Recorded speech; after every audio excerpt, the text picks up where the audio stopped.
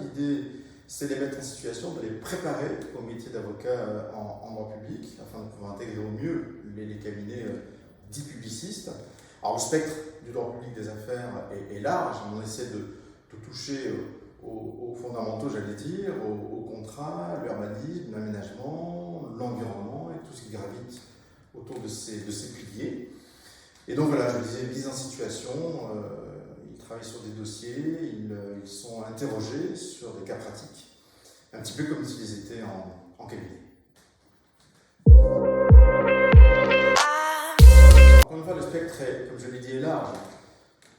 L'idéal, c'est d'avoir fait un parcours de droit public, d'avoir un Master 1, Master 2 en droit public. Alors, il y a plusieurs ensuite spécialisations, encore une fois, en contrat, en urbain, en aménagement, ou tout simplement en droit public des affaires de manière plus générique. Mais il est important quand même d'avoir des bases, un parcours spécialisant.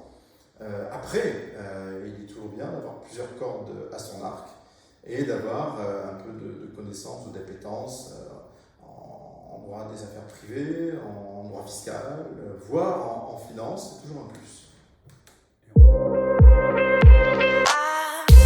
Les débouchés, à nouveau, c'est d'intégrer la profession d'avocat, sinon je dis que les élèves avocats ne seraient pas à l'école, même si plus tard certains quittent momentanément ou pas la profession pour intégrer ou entreprise ou collectivité ou autre.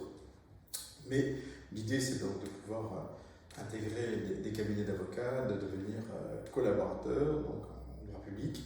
Il y a beaucoup de demandes de la part des cabinets de droit public, que ce soit à Paris, en région parisienne, ou en province, ou en outre-mer, j'allais dire. Il y a de la demande partout, beaucoup de besoins dans tous les domaines que j'ai cités.